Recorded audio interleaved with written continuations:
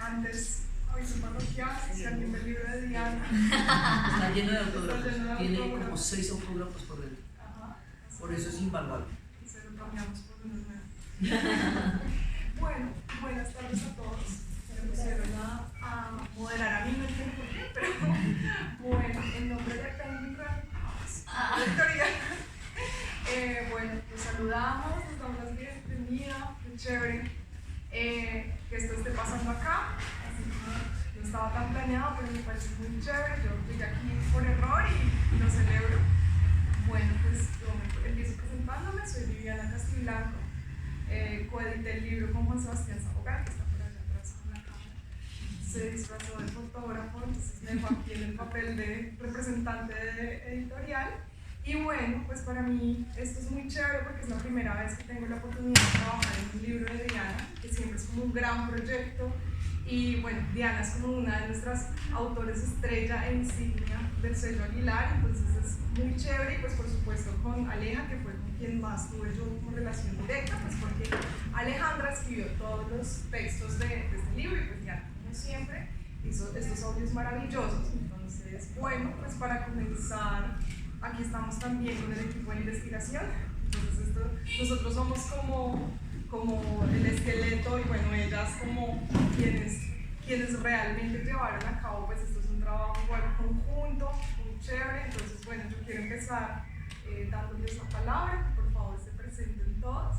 Y para comenzar, que Diana y Alejandra nos cuenten, bueno, de dónde salió esto, cómo surgió este proyecto, por qué revoluciones y que nos cuenten un poquito más del libro. Y ya, gracias. Bueno, este es el tercer libro que hacemos con Alejandra. Alejandra y yo empezamos trabajando Contracultura. Todos esos 3 libros los hemos hecho bajo la edición de Juan Sebastián, que está disfrazado de fotógrafo. Y entonces hicimos Contracultura, hicimos La Brújula para el mundo contemporáneo y este es el tercer trabajo. Que siempre decimos eso, pero esto es verdad, este es el mejor libro que hemos hecho, en serio, es realmente un recorrido absolutamente increíble por las revoluciones que han transformado las ideas, el mundo, la forma de vivir, la vida cotidiana, el cosmos, nuestra idea del universo. Entonces, un poco primero les cuento de las ideas del libro. Este libro pues tiene revoluciones desde la revolución neolítica, tiene la revolución de las exploraciones, la revolución científica, la revolución industrial, la americana, la francesa, la descolonización africana, la revolución digital, las revoluciones, las propias, la cubana, la china, la rusa, y la caída del muro de Berlín y la revolución por hacer. Entonces, digamos, la estructura de los audios, que es la que hacemos Juan Sebastián, María Emilia y yo, estamos en el equipo de investigación de audios para los relatos. Todo lo que suene en este libro lo hizo Diana Suárez, que es en que está todo grabó absolutamente, o sea, quiere decir 30 horas de audio para sacar 18 horas en el libro. Entonces, pues ha sido un trabajo en equipo muy bacano. Mucho tiempo de audio, la narración de esto requiere mucha adrenalina, pues porque hay que movilizar 20.000 extras, hay que tumbar monumentos, destruir tradiciones, romper ideas, crear herejías, pero eso requiere un poco de análisis, porque si no el solo frenesí no permitiría que se entendiera por qué son importantes, y eso es lo que hace Alejandra, el análisis. Entonces Alejandra nos va a contar de los textos y de la manera tan increíble como hicimos esta relación entre los audios y los textos. Pues, hola, gracias por venir. Pues miren, una cosa interesante del libro es como la brecha generacional. Entonces, mi madre claramente es del siglo XX y era un momento en donde las revoluciones tenían un nombre, que son las revoluciones marxistas. O sea, eso es, o sea, durante varias generaciones la gente nació creyendo que la revolución era la revolución marxista y se hacía de una manera y había que luchar por ella, y la mitad del mundo creyendo eso y la otra mitad diciendo no, hay que evitar que esa revolución pase. En cambio, yo ya pertenezco a otra generación que se cae el muro de Berlín y se rompe ese discurso de la guerra fría, de capitalismo-comunismo, tiene que triunfar la revolución comunista por doquier, etc. Y entonces yo ya tengo una visión completamente diferente de lo que sería una revolución. Entonces esa visión es un poco la que está en los textos. Los textos reflexionan la revolución como el concepto en sí mismo de qué es una revolución. O sea, y también por eso fue muy interesante que tomáramos las revoluciones no como solo las revoluciones como estrictamente políticas marxistas, que son la cubana, la china y la rusa, que siempre son como las más bestsellers, sino que comenzáramos con la primera revolución, que es la revolución de la agricultura, que es cuando pasamos de ser cazadores recolectores a vivir sedentarios y tener agricultura. Entonces empezamos, o sea, como que la idea del libro es que entiendan que las revoluciones es un concepto muy amplio, en realidad es un concepto que se refiere a querer destruir un orden y crear un orden nuevo a partir de eso, ¿sí? Entonces había un poco investigando, había una definición de revolución buenísima, y es: las revoluciones son las que destruyen un orden viejo, pero ojo, tienen que crear un orden nuevo. O sea, si no se crea un nuevo orden, no podemos hablar de una revolución. Entonces aquí también la gracia del libro es un poco que todas estas revoluciones de las que hablamos crean órdenes que son profundamente vitales a nuestra vida. O sea, la revolución de la agricultura nos afectó de manera tal que no consideramos cómo es ser cazador-recolector y no nos acordamos y pensamos que eso es una etapa de la humanidad que no existió. Y en realidad esa es o sea, nosotros hemos sido humanidad, más tiempo hemos sido cazadores-recolectores que solamente viviendo de la agricultura. Entonces es como analizar todos esos discursos. También comenzamos el trabajo con Arturo Jiménez, que era también el apoyo en la investigación, y con él empezamos a la idea de que las revoluciones son discursos hegemónicos. Entonces crear un nuevo gran discurso que va a ser la última verdad y realidad, y destruir un discurso viejo. Y a partir de eso analizamos. Entonces la gracia es que son revoluciones vistas desde un punto de vista que es como el fenómeno histórico en sí. Entonces la gracia es el libro, que es muy bonito. La gracia es que ustedes escuchan los audios. Entonces escuchan, listo, revolución de la agricultura. Pongo el audio, aquí tienen CDs, aquí en la parte de atrás hay CDs, y también aquí debajo del CD hay un código QR. Entonces ustedes o ponen el CD en el reproductor de CD, en el Discman, que deben tener todos en sus casas, o escanean el código QR y eso los manda a una página web, se inscriben, o sea, llenan sus datos y ahí ya entran al acceso a esa página web y ahí están todos los audios alojados. Entonces la gracia es que escuchan el audio, bueno, vamos a escuchar de la revolución neolítica, y entonces ahí está mi mamá contando, listo, qué fue, cómo pasó, y luego leen el capítulo, bueno, listo, venga a ver qué conclusiones podemos sacar de esa revolución. Entonces la gracia es que los textos son muy reflexivos y los audios son muy como lo divertido, ¿sí? Como la intriga, la pasión, todo el suspenso, se bajaron a tal y leen y uno se emociona, y los textos son un poco más calmados y como más para reflexionar la importancia de esa revolución, y como a pesar de que no sepamos cómo afectó nuestra vida, realmente las revoluciones, todas las que tratamos acá, son ridículamente vitales a todas nuestras existencias. O sea, son discursos que crearon la existencia en la que vivimos y que quizás no tenemos ni idea que esos discursos vienen de estas revoluciones. Entonces, un poquito los textos.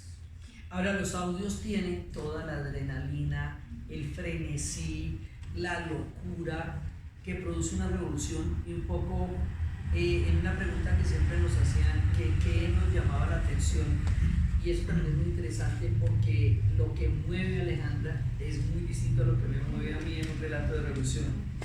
A mí personalmente toda la vida me ha llamado la atención qué es lo que hace que un pueblo se enloquezca, acabe con todo lo que conoció y se arriesgue a un azar y bartolie su destino sin tener ni idea a dónde van a llegar con eso.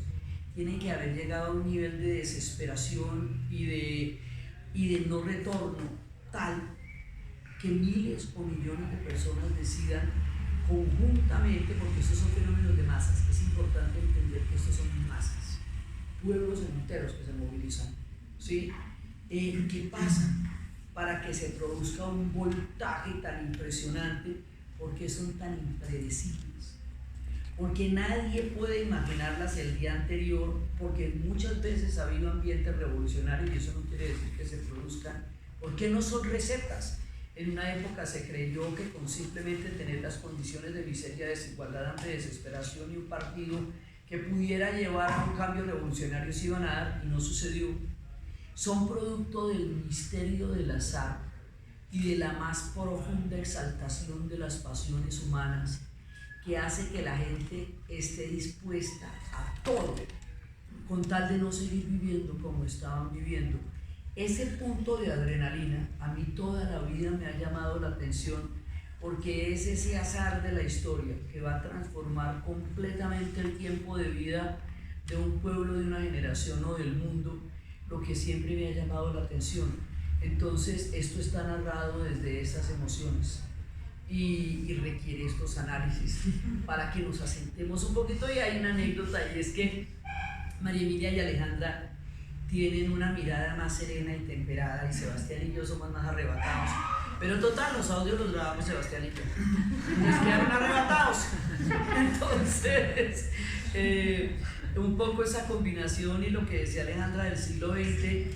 En el siglo XX y durante los 48 años de la Guerra Fría, la polaridad fue total. Entonces no solamente no se podía concebir el universo sino desde el capitalismo y el comunismo, sino que no existía ninguna otra interpretación del mundo, y la posición que tuvieras frente a cada una de estas revoluciones, primero frente a la revolución como hecho, pero frente a cada revolución como ideología, determinaba quién eras tú, si te hablaban o no te hablaban. O sea, cuando uno entraba a la universidad, lo primero que hacían era los grupos políticos representantes de varios capítulos de acá, captaban a todos los primíparos a ver quién se inclinaba hacia aquel lugar, partiendo de la base de que todos de alguna u otra manera teníamos que decidir cómo íbamos a militar durante la época de la universidad, y no hacerlo era muy raro, y cuando uno era como hippie, como yo en esa época, esto era muy, y ahora eso es muy extraño. Entonces esa gravitación del siglo XX que hacía imposible entender otra cosa, para entender que en la siguiente generación o no significa nada o significa algo completamente diferente, a mí me ha producido la gran sorpresa de entender que lo que en una época fue vida o muerte literalmente, después puede no tener importancia. Entonces que nada es tan tremendo y tan definitivo, porque a la final en una generación siguiente ya la cosa puede ser completamente distinta. Me ayudó a relativizar lo que no podía ser relativo en el siglo XX a través de la mirada de una generación para la cual eso ya no significaba todo eso, y eso para mí fue una experiencia fascinante. Bueno, ya hablando más como del libro, del objeto, como les contaba Aleja, pues acá tenemos los CDs, tenemos un QR, también un poco con ese espíritu de que la última revolución es la revolución digital, y luego ellos hablan de la revolución por hacer, de lo que se viene. Entonces decíamos como es necesario dar de pronto ese paso, y también en el diseño del libro intentamos darle una mirada un poco más transmedia. También por el hecho de que Diana ya no solo está en la radio, Diana es youtuber, Diana es podcaster, y la idea pues era que ambas cosas, audio y texto, se integraran muy bien y también fueran muy visuales. Entonces tenemos mapas, etcétera. Pero entonces yo quisiera preguntarles, nosotros como editores recibimos unos textos para editar y unos audios ya editados, y nosotros tratamos pues en el objeto integrar ambas cosas. Pero entonces quisiera que nos contaran, pues tú dices, Diana, que tú y Sebastián hicieron audios, y María Emilia y Alejandra, que nos cuenten un poco cómo fue ese detrás de cámaras de armar un objeto tan complejo como este. Ahí toca Sebastián y María Emilia. Sí, que no han hablado. Bueno, hola a todos y todas, yo soy Sebastián Calderón. Detrás de cámaras es muy interesante, y como llegamos acá, precisamente les contaba a algunos de ustedes que fue muy, muy chévere, porque yo a Diana y a Alejandra las conocía desde hace unos años atrás, y habíamos tenido la oportunidad de viajar a varios sitios y conocer varios museos e interesarnos, digamos, en este sueño de la historia. y estábamos en plena pandemia, todos muy encerrados en la cuarentena en Bogotá, todo era muy muy estricto y bueno, María Emilia ahorita les va a contar más de esto, pero justo ella me había dicho, sí, ella hace cursos y cosas transmedia también en internet sobre historia, muy interesantes, y me había dicho como, oiga, chévere que Diana Uribe, pues, o sea, conociera como lo que yo estoy haciendo, usted la conoce, intentemos hablar con ella, y bueno, pues miremos a ver. Y justo una semana después Diana me llama y me dice, oye, necesito un historiador para allá, o sea, esto tiene que pasar mañana, y empezar a trabajar con nosotros y hacer las investigaciones y los guiones de los audios. Entonces yo me acordé de la conversación que había tenido con María Emilia y le dije, bueno, yo lo puedo hacer, pero yo también tengo otro trabajo, entonces me va a quedar difícil en algún momento como vincular los dos tiempos. Quisiera vincular a alguien más que sé que es muy pila y sé que pues, o sea, es un trabajo impresionante el tema de historia en las redes, y me gustaría vincularla a ella. Y entonces me dijo, pues hágale, o sea, Alejandra y Diana me dicen como, pues usted la quiere vincular de una, o sea, confiamos en el criterio y vincúlela al equipo y comenzamos a trabajar de una vez. Y entonces nosotros vivíamos juntos en un apartamento, ella estaba en el cuarto de abajo y yo en el cuarto de arriba y bajo, emocionadísimo, y le digo, oiga, ya no me puede decir que no, le voy a presentar una propuesta que ya la vinculé, o sea, usted verá cómo maneja el tiempo y todo, pues ya no me puede decir que no. Y así fue como empezamos a trabajar todos los audios. Fue un reto gigante, porque la primera vez que llegamos a trabajar el audio, Diana nos dijo, bueno, esta vaina, los relatos se construyen a través de las sorpresas, de los acontecimientos, pero esto no es solo acontecimiento por acontecimiento, porque si no la gente se aburre y se va y adiós. Todos hemos alguna vez escuchado a Diana en Caracol, en el podcast, mete muchos temas de música, de arte, o sea, realmente es una visión bien holística del relato. Entonces esto fue un reto gigante y tratar de investigar no solamente lo que pasó como revolución, sino meterle las historias, ¿sí? Como un poco más pop, meterle la música que estaba relacionada con esto, meterle el arte, o sea, hay muchas aristas que pues espero puedan percibir en los audios y eso fue muy muy interesante y muy retante en un momento como aproximarse a la investigación. Y por último también creo que fue muy interesante lo que estaba diciendo Aleja, como reevaluar ese concepto de las revoluciones, ¿no? O sea, ¿qué hace una revolución? ¿Qué es exactamente una revolución? A veces teníamos algunos problemas y de hecho el último capítulo, yo digo que lo construimos durante todos los capítulos que estábamos hablando y que estábamos discutiendo, porque era la revolución por hacer, digamos. O sea, ¿qué tiene que tener una revolución entendiendo que hay una serie de errores, de obstáculos, de barreras en el momento en que se hicieron todas estas revoluciones que estamos estudiando? ¿Qué tendría que tener una revolución hacia el futuro? ¿Qué tendría que tener una revolución por hacer? Entonces, yo creo que lo construimos durante todas las horas de diálogo y durante todas las horas de estar discutiendo qué hace una revolución, cómo se presentan los personajes, qué obstáculos tienen, y a partir de eso creo que salió una revolución bien, digamos, que logra reevaluar muchos conceptos estructurados de las revoluciones anteriores y una visión, yo digo que innovadora hacia lo que toca hacer de aquí en adelante, que yo sí creo que hay que tener una revolución por hacer. No, pues esto fue la felicidad cuando Calderón bajó al cuarto y literalmente nos cogimos de las manos y saltamos. La felicidad y la dicha y cómo así, que Diana. Y bueno, yo soy tímida, no parezco, pero soy súper tímida y Calderón conoció mi lado tímido cuando fuimos a hablar la primera vez y hola, y el libro, y yo súper emocionada y yo no sabía qué decir y todo fue muy emocionante. Y yo creo que el proceso de hacer el libro, que era un poquito lo que tú preguntabas, y la filigrana, pues esto, lo más emocionante y lo más delicioso era la pelea. Entonces nos sentábamos todos por videollamada y charlábamos y entonces uno exponía un punto de vista y el otro, y uno exponía como una parte de la investigación y el otro exponía otra, y era súper emocionante llegar como a esos puntos en común a partir de las diferentes visiones de una misma historia. Que eso también es algo que me parece muy particular y muy chévere de este libro, y es que esta no es la historia lineal ni la historia tradicional que se narra.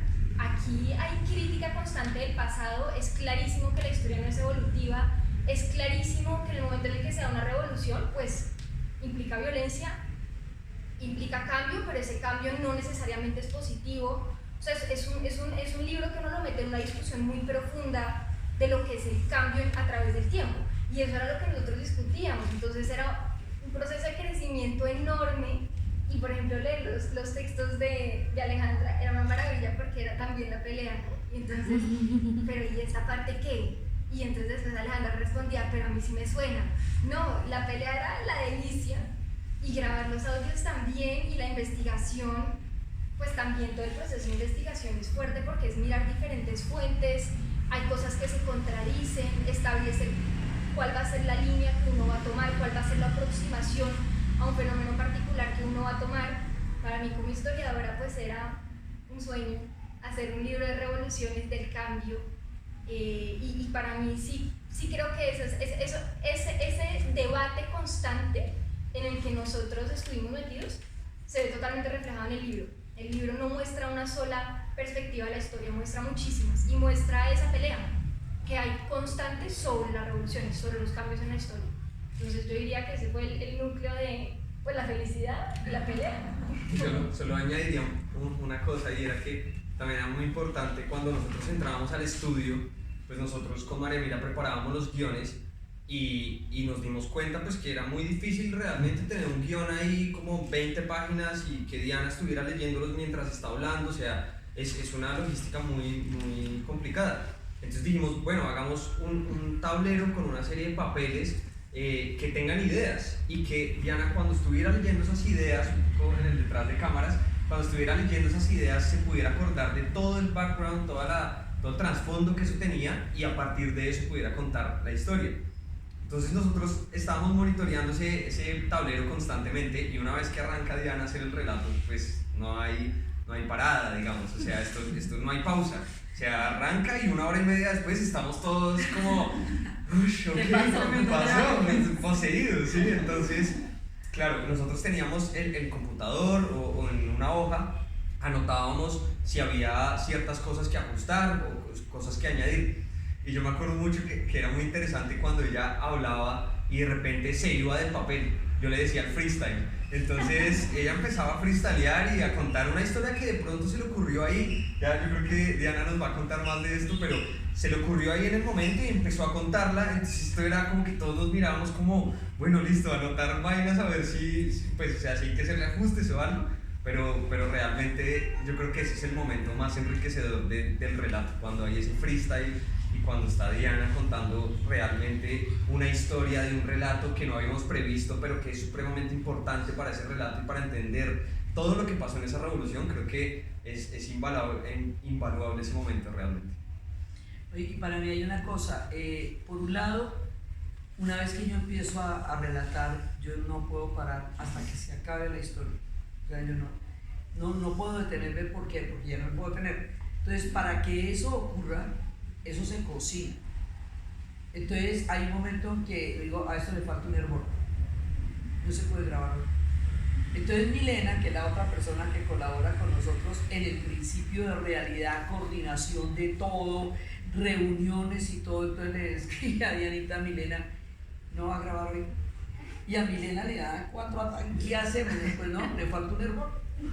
Entonces me acostaba yo por la noche y al otro día a las 8 de la mañana la historia amanecía lista. Había que cocinarla. Las historias tienen un ritmo de relato que no dependen exactamente de mí. Ellas me habitan hasta que llegue el momento en que están listas. No importa cuánta investigación uno haya hecho, ni eso tiene su punto. Entonces, pues esto no se hace linealmente, este día tiene que salir tal cosa y este día tiene que salir tal otra, porque no necesariamente pasa así. Entonces eso por un lado generaba un azar de tiempo, pues se hacía, pero en esa semana, pero no necesariamente ese día. Por otro lado, dos cosas que me llaman la atención. Mi esposo, el papá de Alejandra, con el que yo estuve casada 30 años, y que murió hace 9 años, era trotskista. Y cuando yo lo conocí, estaba aún en la militancia del trotskismo.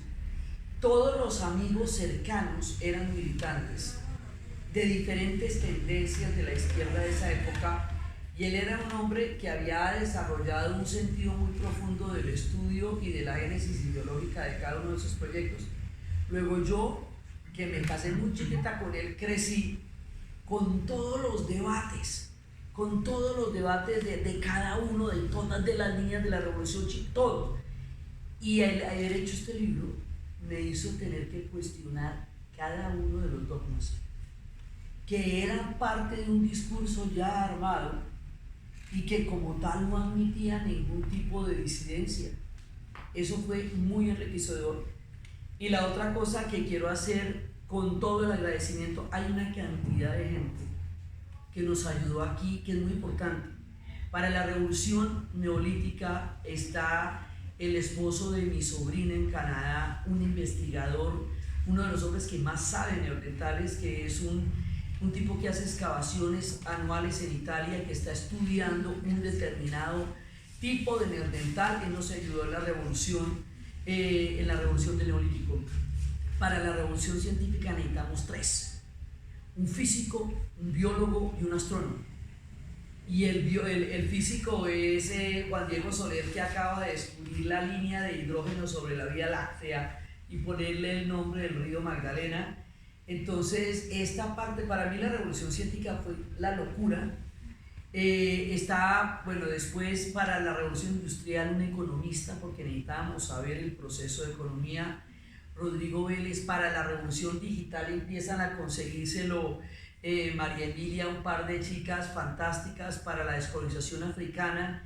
Entonces hay una serie de expertos, Gabriel Iriarte para la rusa.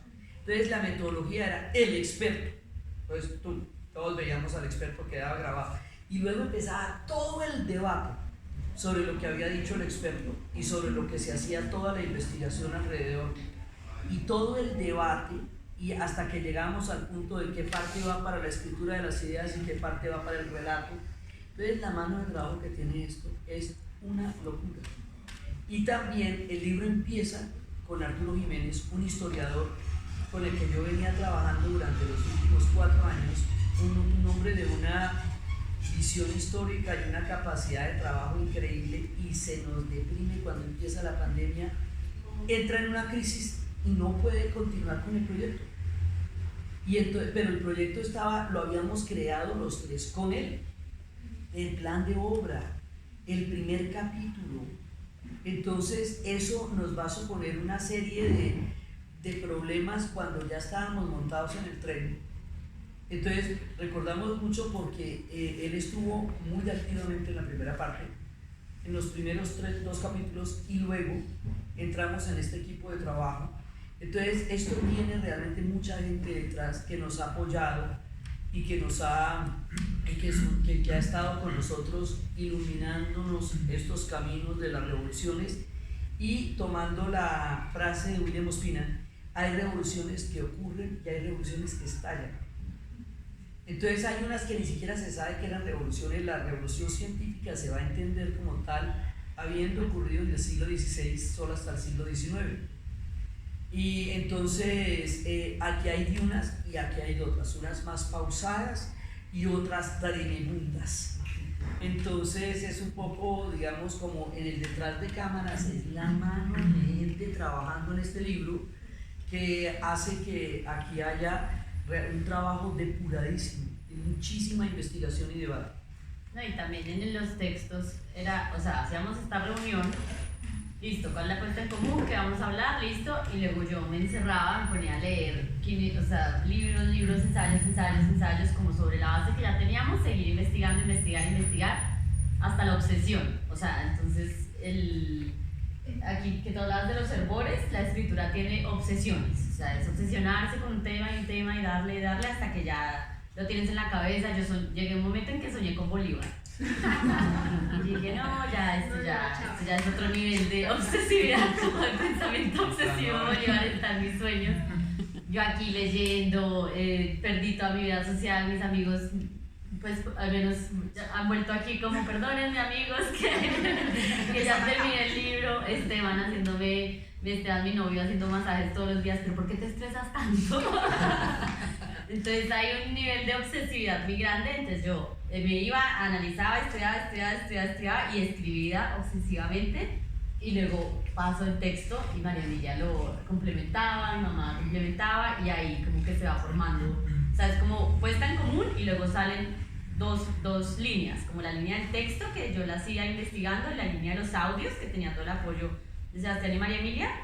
Y luego ambos como que se analizaban, se miraban, listo, y continuamos. Pero continuamos, es que eso le llega directamente a Sebastián y le llega directamente a Viviana y ellos quedan clavados ya, porque yo les digo, listo. Entonces cuando yo digo listo, va para Sebastián. Y coge Sebastián esto y lo lee Viviana y empieza todo el trabajo editorial de ellos para poder entrar a configurar cómo va a ser. Claro, sí, ya, luego para complementar lo que decía Aleja, después de todo ese proceso, que por supuesto nosotros no conocíamos, entonces yo era Aleja, no has enviado el de esta semana y yo no voy. Entonces Aleja me enviaba a mí, yo leía todo, le hacía de pronto algunos comentarios, algunas revisiones, luego también lo veía Juan Sebastián, ahí estuvimos ambos muy involucrados. Y luego era una conversación con Aleja de 1 hora, 2 horas, mirando comentario por comentario, como bueno, oye, esto puede que acá no funcione bien, o esto no lo entendí. Entonces... Sebastián a darle la radicalidad. Y yo, no. Este párrafo listo, pero este otro no. Este párrafo va porque va. Ahí es cuando yo le decía a Alejandra, voy a hablar con tu mamá. Y pasó. Voy a decir a tu mamá. Y pasó, claro, pues también como estas negociaciones y conversaciones, como bueno, hasta qué punto mantenemos, o bueno, igual eran discusiones muy interesantes. Y bueno, ya finalmente el audio nos llegaba y ya lo último en el ensamblaje, que pues aquí entra otra pata, ¿no? Que es el diseño. El diseño lo hizo una diseñadora de Penny Random House que se llama Lida Nuzan y pues ella de entrada nos presentó a todos un diseño, un look and feel, como le dice ella, que pretendía precisamente integrar estas dos partes, ¿no? Entonces, con ayuda de ella, pues ya empezábamos a montar lo que era el texto final y a meterle todas estas cositas que vinculaban con el audio. Entonces, algo, por ejemplo, muy chévere que se le ocurrió a ella, todo esto es crédito de ella, es en las páginas interiores. Ustedes van leyendo y de repente Aleja dice, no sé, estamos hablando de la ruta de la seda, por ejemplo, pero como ya dijimos que ella no va a entrar a explicarnos la ruta de la seda, sino eso lo hace Diana en el audio, entonces nos dice como explicamos en el audio. Entonces ahí nosotros pusimos, no sé, minuto tal y tal de este audio, entonces ustedes se pueden remitir ahí y ahí lo van a encontrar. Y pues bueno, eso también como fue trabajo entre Sebastián, María Emilia, Juan Sebastián y yo de escuchar todos los audios y de empezar a decir como, bueno, yo recuerdo que leí esto, vamos a ver, y ahí hasta darle en el punto. Pues fue como casi al final, fue bien estresante pero muy chévere. Bueno, yo igual escucho podcast de Diana, libro por deporte, entonces creo que no estuvo tan difícil. No, que el diseño, que sí es bonito como el detrás de escenas, que el diseño de los colores era porque Lida cogió todas las fotos de Diana Uribe, todas, habidas por haber, arriba, abajo, un lado, al otro, todos los cines, miércoles de cine, todas las, y hizo como un collage. Y de todos esos collages que salían en esas fotos, salían como unos patrones repetitivos, como el rojo, los arabescos, los amarillos. Entonces ella sacó y dijo, mire, este es el look and feel de Diana Uribe. Entonces como estas texturas, estos colores son un poco basadas en la vestimenta. Para que combine, sí, como para que quede con el sello de identidad de que ella se lo pondría, o sea, podría ser un vestido de ella. Y también para la portada también hubo debates aquí con Álvaro de Manolab, que el diseño, que no sé qué, que si se entiende, que no se entiende, que quíteme a este, que súbame a este. Y Sebastián diciendo, no, ya, o sea, necesitamos aprobar la portada. Y yo soy la de los comentarios, mi mamá, uy, divino. Y yo, pero téngamelo ahí, que no sé qué hace este barquito ahí, porque está ese barquito ahí, qué significa ese barquito. Y así, darle, y ahí pues le dimos al diseño hasta que, o sea, cada cosa está ridículamente milimetrada y pensada. Y en el diseño están Adelita, cuando lo vean ahorita más de cerca, Adelita, que es una figura femenina de la Revolución Mexicana. Las mujeres que luchaban en la Revolución Mexicana, que tomaban las armas, les llamaban las Adelitas. y Newton, sentados así regios en una banca, y detrás está el ferrocarril, que es como el gran símbolo de la revolución industrial, el ferrocarril. Y también hay una frase muy bonita que dice Diana en el audio, que dice que Lenin toma un tren para llegar a Rusia en el momento en que es, y dice, y en ese tren iba el siglo XX.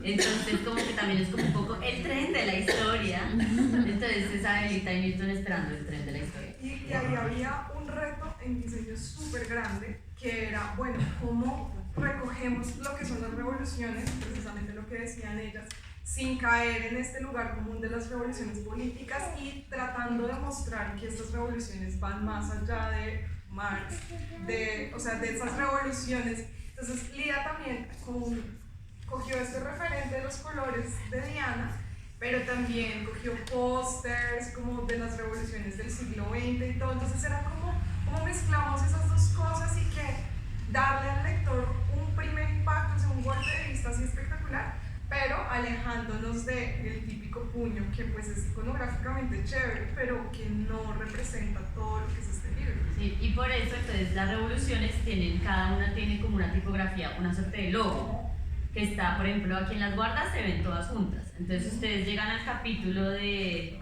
la primera revolución, la revolución neolítica, y aquí todos los elementos de esta imagen tienen que ver con la revolución neolítica, o sea, son todas imágenes pensadas.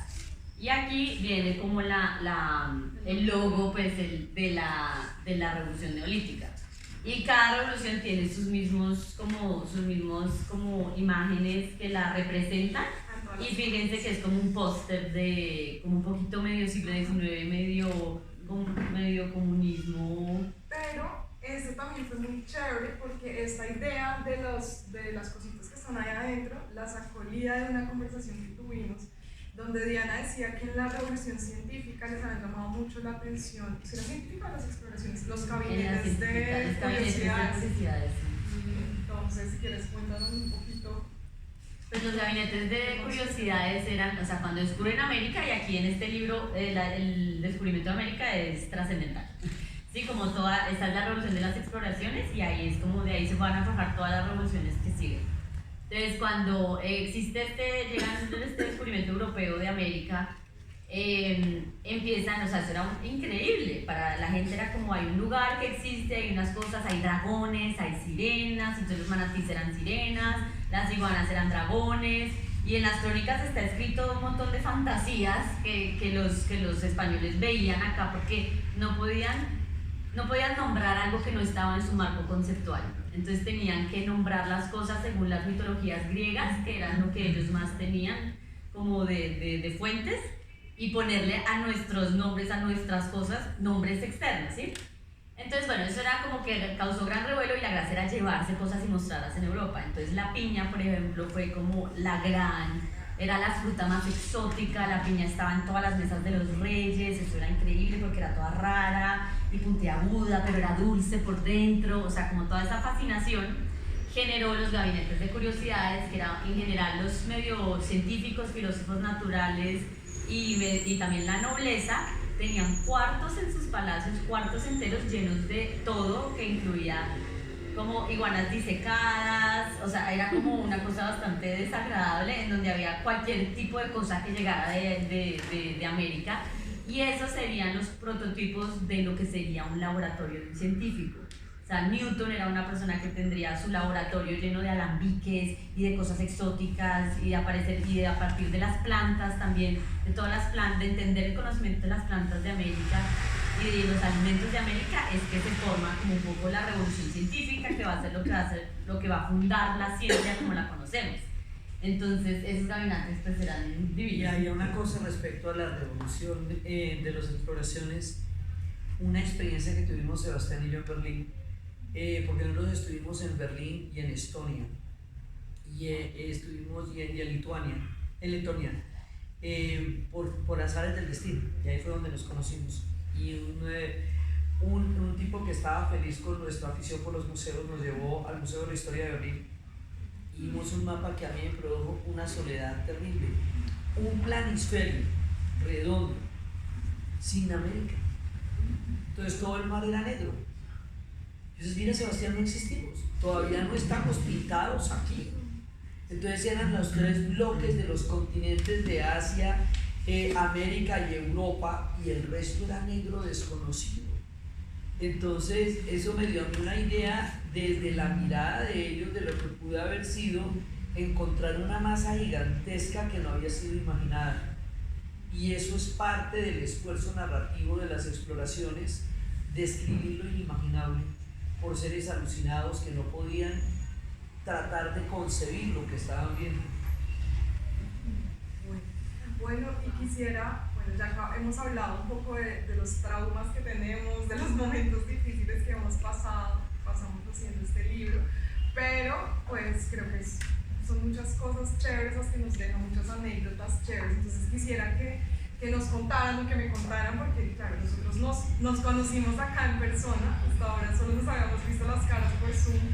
Entonces, claro, hay como 2 procesos que estamos contándonos en estos momentos. Entonces, que nos contaran, bueno, de pronto, cuál fue su parte favorita, su cosa favorita, una anécdota así chévere. Y bueno, si quieren contarnos algo que nos haya visto así como oscura, como, pucha, de aquí ya no pasamos, pues también acá podemos espiar demonios. Hay una cosa que es importante, esta probablemente sea, según la época virtual en la que estamos ahorita, la única presentación en vivo que va a haber, donde estemos todos en persona frente a ustedes. Entonces eso hace de este uno de los momentos más importantes del libro. Y por otra parte, digamos como dentro de las urgencias narrativas, había que narrar. Hay un momento en que nos toca cortar el hilo porque no alcanzamos a hacer todo eso, no lo alcanzamos a entregar. Entonces tenemos una reunión y Alejandra dijo, bueno, no, esto hay que reformatearlo, lo vamos a lograr. Entonces en ese nuevo formato, la revolución china, la rusa, la cubana y la caída del muro de Berlín tienen que narrarse en un audio, porque no tenemos 4 audios, porque no tenemos 4 semanas. Entonces yo recibía a Sebastián con problemas. Sebastián, tenemos este problema. A ver, ¿qué vamos a hacer? Entonces Sebastián porque no sé si te parece muy loco esta idea, pero ¿por qué no tomamos los formatos de Tarantino, que hace una serie de historias que aparentemente están inconexas y al final todas las vamos a conectar? Entonces las llamamos las revoluciones de la Guerra Fría, las hicimos en un solo audio que dura 1h30 y las terminamos en la caída del muro de Berlín como una película de Quentin Tarantino. Pero esto fue sacarla del estadio, porque es que si no, no había manera. Digamos, Alejandra puede en los textos intercalar los espacios comunes de esa revolución como análisis, pero a nosotros nos toca contar el cuento, todo el cuento. Entonces no podíamos, o sea, para nosotros fusionar historias era mucho más difícil, porque realmente había que contarla cada una. Entonces eso fue un momento increíble. Y lo otro era que la Revolución Mexicana no termina. No termina. Entonces, para ponernos de acuerdo, todos sabemos cómo empieza Bresaña, pasan los años y pasan los años y pasan los años. Y matan gente y matan gente y matan gente y no termina. Y eso hoy por hoy tienen hipótesis de cuándo se acabó, pero nunca salió un letrero que dice se acabó la Revolución Mexicana. Esa también fue para mí de las favoritas porque es completamente desformateada, despelotada, no tiene ideología sino planes, o sea, es verdaderamente caótica, y en eso radica también su misterio y su fascinación. Entonces eso fue como un momento cumbre de nuestro relato. Pues a mí también la Revolución Mexicana fue divertida porque a mí nunca me ha gustado particularmente la música mexicana. Pero escribiendo ese capítulo era como, bueno, necesitamos sentarnos, entrar en esta zona espaciotemporal, mística, mágica. Entonces puse así Chabela Vargas, bestia, corridos de la revolución. Y pues a mí nunca me han gustado los corridos, nunca. Y yo era como, no, ya entendí todo el significado de los corridos. Ya, o sea, ya me era como casi que lagrimeando mientras escribía, completamente compenetrada con la música, como ya todo tiene sentido. Entonces ese fue un momento bonito de la escritura del libro. Y otro momento, bueno, yo también lo mismo, yo soy muy obsesiva, entonces cada revolución yo quedaba, wow, no, toca. Entonces con la revolución neolítica yo sí quedé muy marcada, o sea, fue la primera revolución y yo de ahí empecé como no, yo no evolucioné para estar viviendo en una casa, me toca empezar a caminar más, necesitamos empezar como a saber qué frutos se pueden comer de los árboles, tenemos toda nuestra vida completamente mal planteada, o sea, esa fue la que más me impactó porque cuestionó todo mi base de lo que es la humanidad, de lo que somos nosotros como especie, de lo que somos nosotros como animales. Yo estaba loca en esa revolución neolítica y la revolución por hacer, que hablamos un poco con Joe Breuer, que es de aquí de Barichara, lo conocerán los de aquí de Barichara, que es un tipo muy interesante, nos hablaba un poco de toda como su teoría de, bueno, cómo sería una revolución por hacer, que casi que toda la revolución por hacer es la que tiene en cuenta lo del calentamiento global, o sea, es como una cosa muy, como una premura muy importante, ¿cierto? Entonces yo también quedé como, no, entonces ahora toca, o sea, caminar más, necesitamos construir bioregiones, empezar a consumir local, o sea, como que ese tipo de cosas me afectaron mucho, o sea, cada revolución que yo escribía yo quedaba perfectamente afectada mentalmente y sobre todo la neolítica me cuestionó todo. Y es la que yo digo como, wow, o sea, que comenzar el libro así para que todo el mundo se siente, o sea, se caiga, o sea, se vaya de para atrás, como todo lo que tú sabes no es ni 5 de lo que realmente sabes, o sea, hay muchas cosas que uno tiene que entender y que no tenemos ni idea. Entonces la del neolítico a mí me dejó así como regia, o sea, que como... Y entonces ahorita que vinieron a Barichara de visita, pues yo los puse a caminar 6 horas. Como, bueno muchachos, recuerden que éramos cazadores recolectores. Y un paréntesis ahí antes de que hable. También el libro obviamente tiene su banda sonora y tiene una lista en Spotify que pueden consultar igual. Es muy muy chévere como también ponerlo ahí e ir escuchando y también Aleja va recomendando algunas canciones por ahí, películas. Entonces es chévere poder tener ese diálogo ahí porque definitivamente la música es trascendental y transversal. Juan Guillermo ya no hace la musicalización. Nosotros tenemos unos problemas de derechos en este momento porque la música prácticamente está secuestrada a nivel global por un enjambre de derechos que hacen que no se pueda usar. Y eso es un impedimento real para mí que dejo la historia con la música. Pero hay una cosa que no puede faltar en la revolución de la descolonización africana, es que los textos son muy claros. O sea, hay un tipo que se llama Tiken Jah Fakoly, que verdaderamente es un ideólogo del reggae y que te cuenta todo lo que significa ser africano. Y si no están las letras de este man y si no está la música de ese man, ahí no hemos dicho nada. Entonces, ¿cómo hacemos? Entonces la de Bob Marley, ¿sí? Zimbabue. O sea, ahí en un momento dado las voces están ahí para hacer oídas, lo mismo que los corridos. Pero entonces, a nivel de la musicalización, Juan Guillermo logró hacer composiciones como covers que son de él y nos solucionan los problemas de derechos. Pero lo que tiene que ver con la descolonización africana no se puede negociar. Es Tiken Jah Fakoly y es Bob Marley. ¿Qué vamos a hacer? Entonces ahí se hace pues la lista de Spotify porque no lo podemos hacer.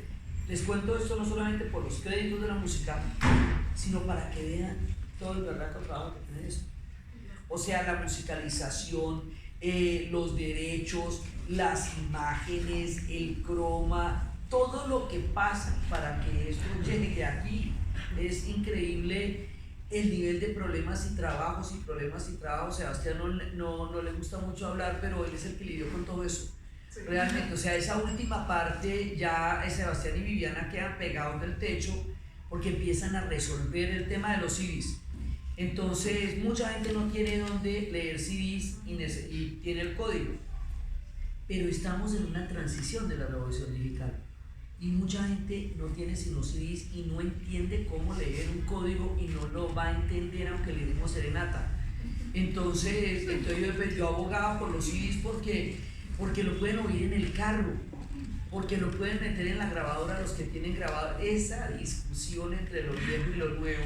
Sí. Y además la revolución digital para mí es como yo vivo la transición de la revolución digital. Entonces a mí me tocó aprenderme cada una de las palabras del vocabulario de eso.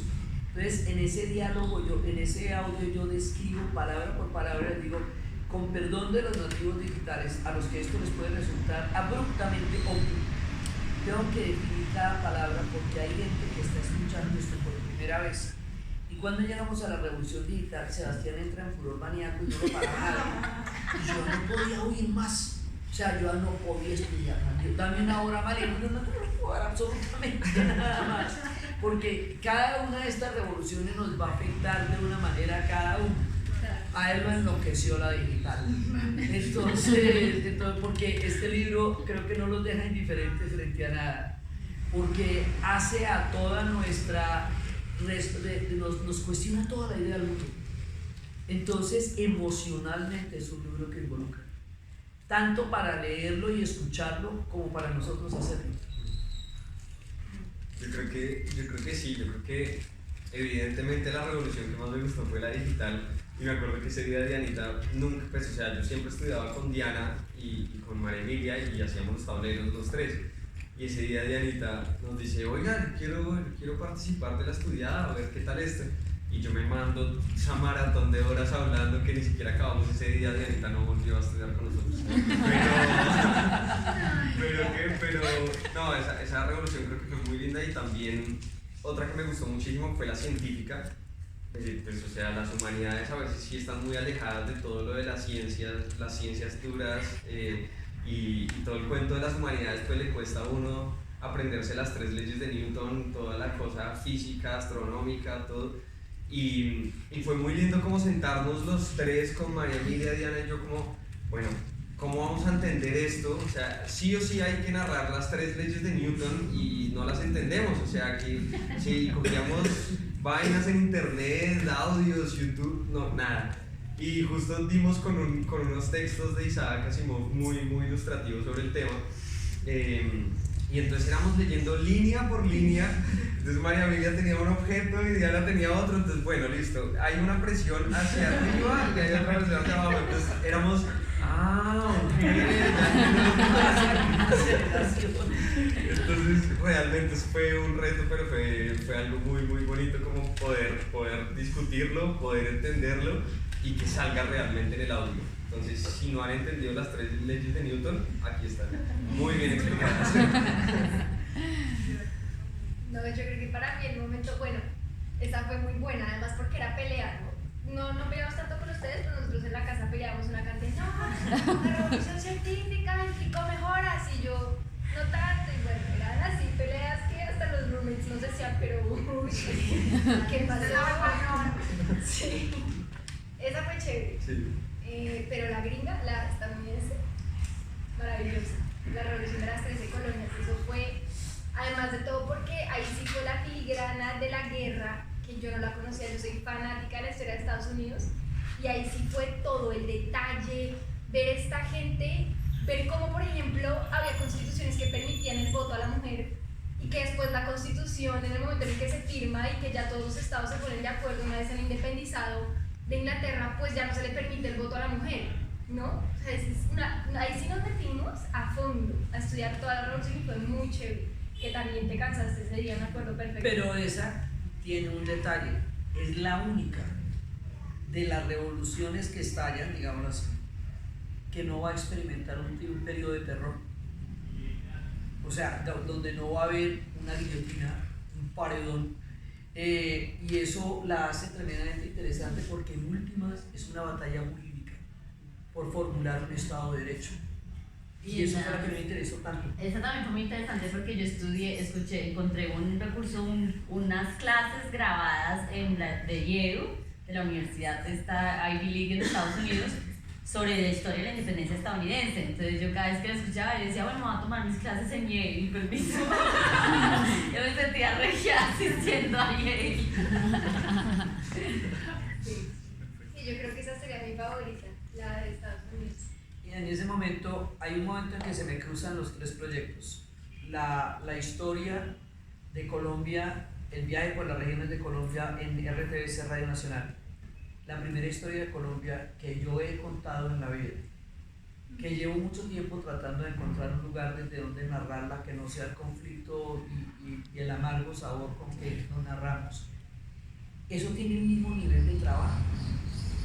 Y el podcast, que es mi proyecto de vida, Y hay un día en que vienen esos triquis malucos que donde quiera que uno ponga la bolita, lo clava, se juntan los 3 proyectos. Y ahí yo entro en locura feroz. Ahí era donde ya no podía resistir todas las horas de estudio, porque se sumaban a las horas de estudio que estaba haciendo para todo lo demás. Y en ese momento la que está en el mismo nivel de camello que yo es Diana Suárez, porque Diana monta eso y lo edita, los 3 proyectos, pero el podcast lo sube a todas las demás superficies, lo sube a todas las plataformas. Entonces esa pedaleada de nosotras dos en el momento en que se juntan los 3 proyectos fue para mí y para ambas un punto, digamos, de que uno sentía no vamos a poder terminar esto porque era realmente una locura. Ahí tomé chikun, clases de canto, para no chiflarme. Entonces, pero fue así muy fuerte y lo logramos, y por eso les digo, todo lo que suena acá lo grabó Diana Suárez. Y lo coordinó Milena Beltrano, si no, no nos ponemos de acuerdo para la foto. Bueno, y Juan, ¿tu revolución favorita?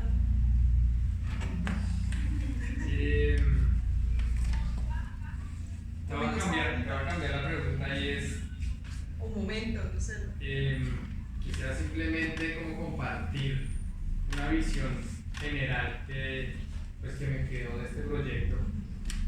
Hay una medida que es el nano.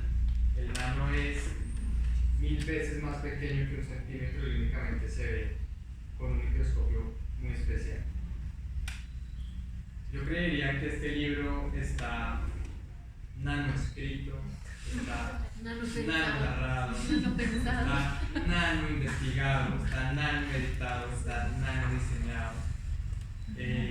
Y eso creo que cuando las personas lo vayan a disfrutar, van a ir poco a poco viendo el detalle, la filigrana.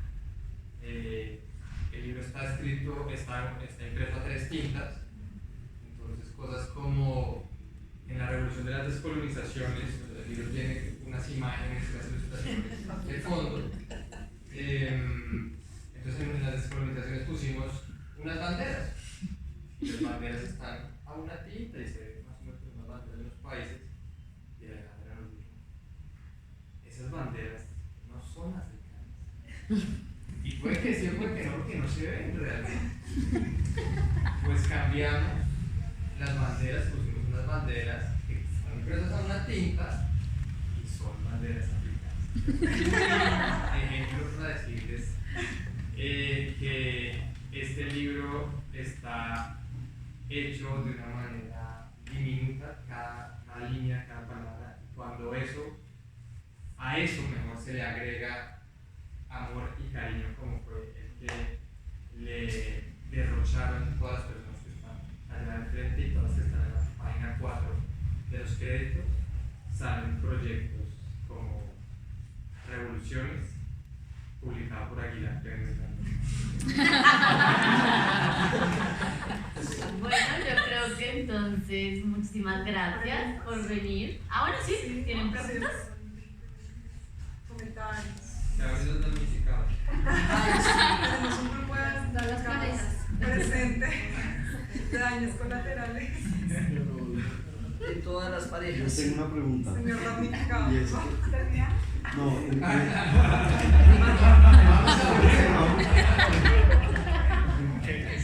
No, en el contexto de la actual donde nos encontramos en una pandemia, ¿cómo creen que este libro puede impactar a los lectores en esta época si lo leen?